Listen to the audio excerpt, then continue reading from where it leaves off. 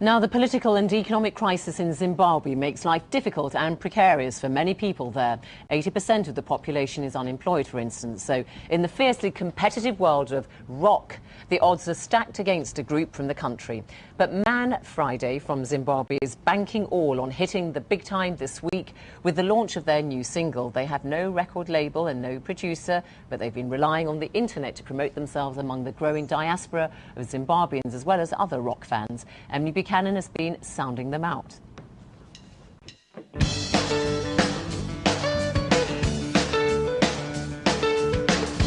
Shouldn't stare as it fell, this ivory tower of wishing wells that herald all our dreams inside.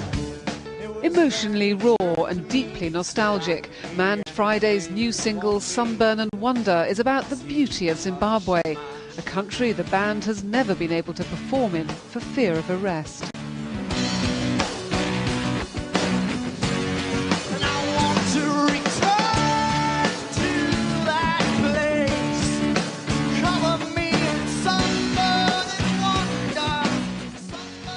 So do you see yourselves as exiles? In a way, I don't think you don't have a choice. Economically, no one really has a choice. It's not as though anyone in their right mind could return and start any form of normal life. So whether you like it or not, in economics terms, everyone who's left Zimbabwe is in some form of economic exile. As far as the political media we put out there and the songs that we've sung, you can never really say for sure. I think it's always a bit nerve-wracking going home. Man Friday formed in South Africa, but their first venture onto the world stage was 5 years ago at the Edinburgh Festival. Their concert was seen as an attack on President Mugabe, making their return to Zimbabwe impossible. One of their most political works was called 15 Minutes of Shame. I think I'd been away in South Africa and returned during the election campaign, shortly after the election campaign. And I think if you get to plot a curve, which is now radically, incredibly steep, the changes that I saw, you saw back at home, just the look on the people's faces as you drove around the city, the availability of stuff in the stores, everything. That was the first time when I went home that I felt, the breath sucked out of me, and I could really feel this incredible change, and that's what gave birth to the 15 Minutes of Shame.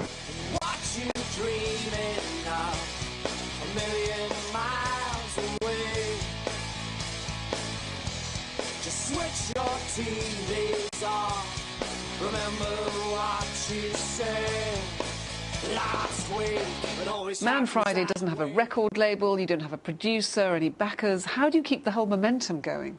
I think the wisest card to play really is to assume that you're never going to get signed and still be happy with that status quo. You play these big London venues, but the labels just never come, and it's probably because of the networks that we lack. And if people ever looked at a CV, they would think this is a Zimbabwean band. It's not exactly our vibe. We're going to keep going because we've got faith in ourselves, and we've proved with this campaign that we can really turn heads.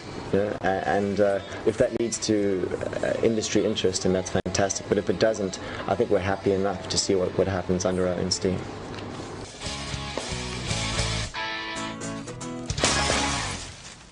Emily Buchanan there, listening to the sounds of Man Friday, a rock band from Zimbabwe battling against the odds.